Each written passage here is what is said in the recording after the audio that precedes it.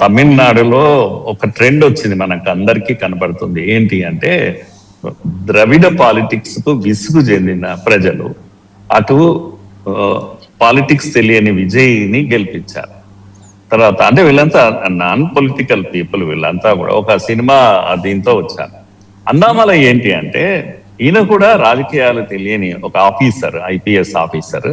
అంతేకాకుండా ఈయన cinema glamour లేని మొదటి నాయకుడు. తమిళనాడులో ఇటువంటి ప్రయోగం ఎప్పుడూ చేయలేదు. ఉంటే సినిమా గ్లామర్ అన్న ఉండాలి, లేదంటే డిఎంకే ద్రవిడ పాలిటిక్స్ లో ఉండాలి. అలాంటి వాళ్ళని అక్కడ పెంచి పోషించారు, లేకపోతే వాళ్ళకే స్థానం లభించింది. అలాంటిది the only man Dravida politics కానీ అదర్ పాలిటిక్స్, ఏ పాలిటిక్స్ అనుభవం లేని వ్యక్తి, అలాగే సినిమా గ్లామర్ లేని ఒక అధికారి వచ్చారు. ఒక గొప్ప ప్రయోగం అది నిజంగా. అయితే ప్రజలు కూడా ఆదరించారు. ఆ విధంగా ఆయనకు ఆ ఫ్రీడమ్ ఇస్తే ఇంకా ముందుకెళ్లేవాడు.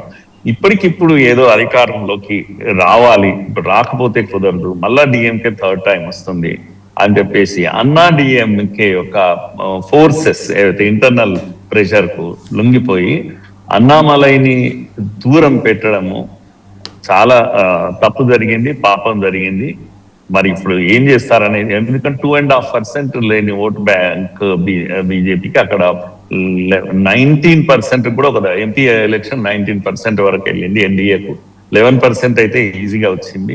ఇవన్నీ కూడా ఎప్పుడు గతంలో 50-60 ఏళ్లలో తమిళనాడులో బీజేపీకి అంత ఆదరణ ఎప్పుడు లేదు. కనుక నేనంటూ 18-19% అనేది చాలా పెద్ద ఇది అండి. అన్నామలైని పోగొట్టుకుంటే